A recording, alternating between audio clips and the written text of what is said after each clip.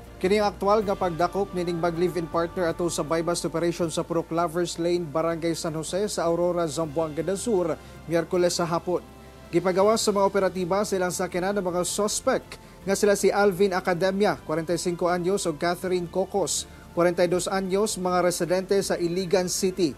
Wala nami palag ang mga suspect ato sa pagdakop.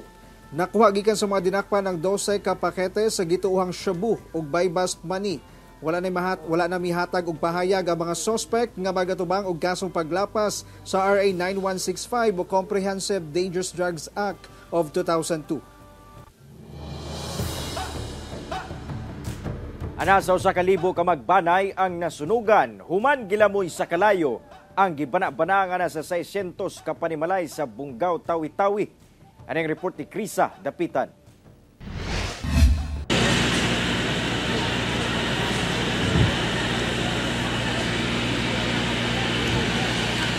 Bagang aso ug nagdilaab nga kalayo ang mipakugang sa mga residente sa Bungaw, Tawi-Tawi alauna Huwebes sa hapon. Tungod sa kadako sa kalayo, nagtinabangay na ang mga personahe sa Bungaw Central Fire Station.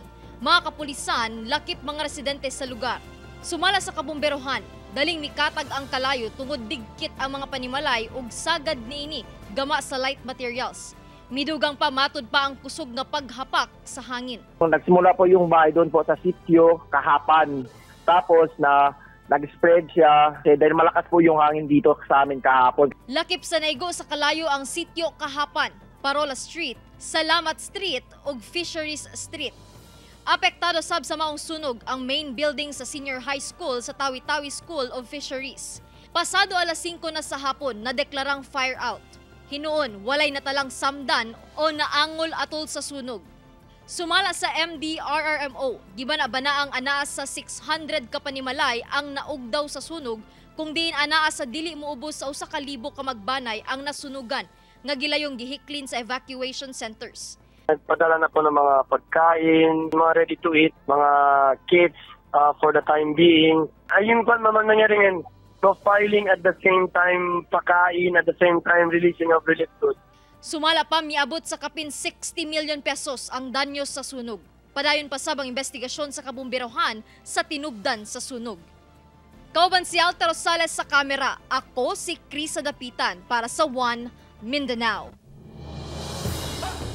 Pipila ka debotong Katoliko sa Davao City ang misaulog sa adlaw na tawhan ni Birheng Maria karong adlaw. Dugang detalya sa report ni Kent Abrigana. Gipangunahan ni Archbishop Romulo Valles ang blessing sa Our Lady of Fatima Signory sa San Pedro Cathedral sa Davao City adlawng Biyernes. Kini ato sa selebrasyon sa Feast of the Nativity of the Blessed Virgin Mary kun ang adlaw na tawhan ni Birheng Maria. Sa misa nga gipangunahan ni Monsignor Julius Rodolfo sa San Pedro Cathedral, gibutyag niini ang mga butang nga makapalipay kang Birheng Maria sa iyang adlaw na tawhan. The Blessed Mother will be the happiest of the birthday celebrants. If our obedience to the Lord Jesus is also growing in us. Unsa man na atong daghang debosyon, kung gahi atong ulo sa pagtuman sa iyang mga sugo. Si Birheng Maria ang nahimong instrumento aron matao sa kalibutan si Jesucristo nga mo'y mangluluwa sa katawhan. Apan unsa kahang nahimong rason nganong nahimong parte sa atong mga pangamuyo si Birheng Maria. Kanang siya man intercessor God sa atua nga pinaagi kaniya to Mary to Christ through Mary. So pinaagi kay Maria mas mapadali ang paghangyo ko, di ba? Gihangyo ni Mama Mary si Jesus nga magkuan og kanang wine. Ang deboto og inahan nga si Annelyn naghalad og pag-ampo pinaagi kang Maria. Humanag malampuso na ang operasyon sa iyang anak. Mga anak ko ba nga Mama Mary inahan pug ko tabangi in taon ko maluwas akong anak. Mo to sigog hilak rosary. Ito pala ka oras, kalit lagawas ang kuan mo to nagpahibalo nga mo success gyud. Uli agro jud kay nahitabo. Nagpasalamat sab sa mga nadawat nga grasya. Ang 74 anyos nga si Angie Fernando, nga tulo ka dekada na nga deboto ni Birheng Maria. Nagpasalamat ko kay Lord Jesus through Mama Mary. Samtang, gibutyag usab sa simbahang Katoliko ang tinuod nga mensahe sa pagsaulog sa adlaw na tawhan ni Birheng Maria. That every celebration of ours, saints or the Blessed Virgin Mary, is first of all a celebration of what God has done to us. Kauban si Mel Colmenares sa kamera. Ako si Kent Abrigana para sa One Mindanao.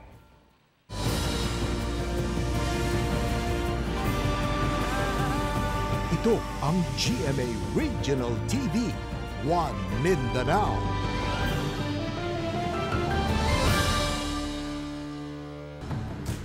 Usa ka grade 4 student ang nakawatan og cellphone sulod sa City Central School sa Cagayan de Oro City. Ang suspect, usa ka lalaki nga nagsuot og sinina nga tanod nga anaa sulod sa tunghaan. Busa seguridad sa tunghaan, nakatakdang pahugtan tungod sa panghitabo. Ano ang report? Kini ang mga hulagway nga mikatag sa social media sa giingong kawatan nga misulod sa City Central School sa Cagayan de Oro City.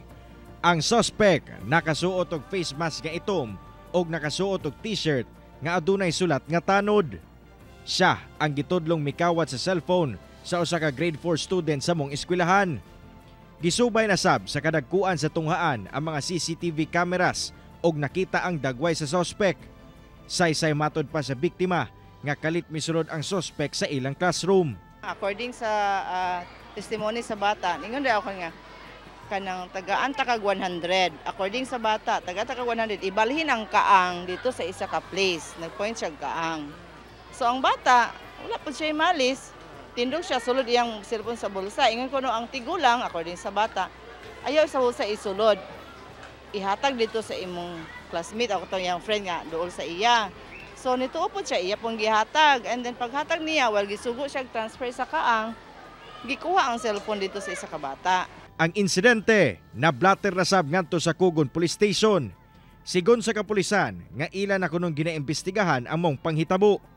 Sa karon, mas gipahugta na ang seguridad sulod sa City Central School.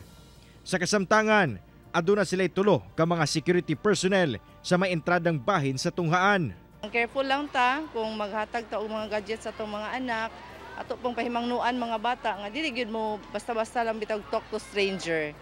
Oo, dili gyud siya basta-basta na motuo lang so unsay mga istorya sa mga stranger. Kauban si Makoy Simpron sa kamera. Ako si Cyril Chavez para sa One Mindanao. Opisyal lang nagsugod ang mga aktibidad sa 14th Agten Tupi Festival sa Tupi, South Cotabato. Gani bibong sa ulog ang sa mga residente ang opening ceremony. Pipilasab ka mga kapuso artist ang makisadya sa kapistahan. Ano ang report ni Abby Caballero?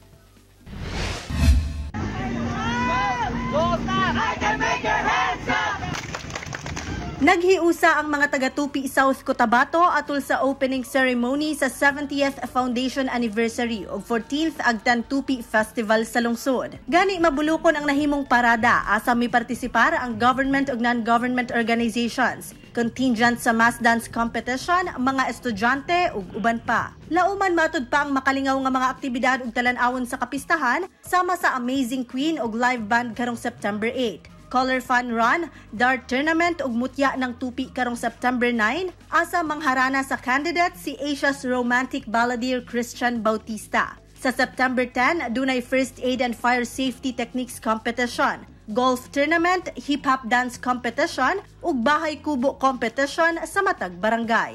Sa culmination day sa September 11, masaksihan ang Street Dancing Competition, palaro ng lahi, dunay eat all you can sa managlahing prutas ug pagkagabii makisadya sa Municipal Plaza si Herlin Budol, Rocco Nasino ug Jake Vargas.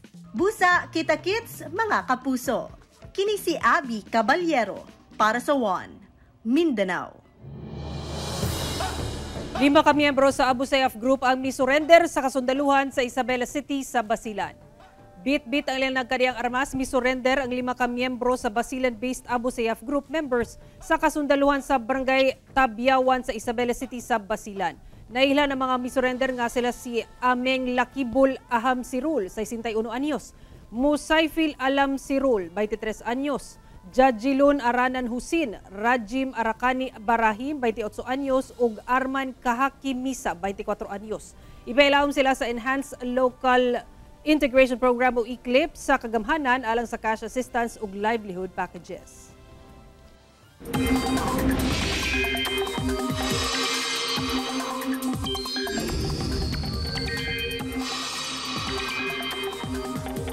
Localized thunderstorms ang hinungdan sa mga pag-ulan sa nakumbahin sa Mindanao karong weekend sumala sa Pag-asa. Samtang September Epsilon Perseid meteor shower, posibleng masaksihan karong Domingo sumala sa Pag-asa. Walay bagyo, low pressure area sa sulod sa nasod. Apan ulanon ang nakumbahin sa Mindanao tungod sa localized thunderstorms. Base sa rainfall forecast sa Metro Weather, dunay heavy to intense rain sa Misamis Occidental, Barm, Northern Mindanao, Caraga o Cotabato. Samtang mga kapuso, kung dili ulanon o mapanganuro ang inyong lugar sa Domingo, mga alas 4 sa kadlawon, posible makita sa kawanangan ang September Epsilon Perseid meteor shower. Nasa 5 ka bulalakaw, matud pa ang posible makita kada oras sumala sa Pag-asa. Nagsugod na niadtong September 5 ang Epsilon Perseids nga magdugay kutob September 21. Sa Domingo, September 10, ang gitawag nga peak activity niini. Mao kadto ang mga uling balita sa Mindanao karong adlaw. Mamahimon inyo kining makita pag-usab pinaagi sa pagbisita sa official website sa GMA Regional TV. Bisita ang among official YouTube channel ug i-click ang subscribe button para sa pinakaulahing balita. Daghang salamat sa itong mga kapuso sa Mindanao nga nagalantaw kanamo ug sa itong mga kapuso abroad. Padayon lang sa pagtutok sa mga lokal nga balita batag adlaw tungod sa GMA Regional TV. Local News Matters. Kami ang GMA Regional TV 1 Mindanao. Tibok persa para sa mas dakong misyon ug mas halapad nga pagserbisyo sa nasod. Happy weekend mga kapuso!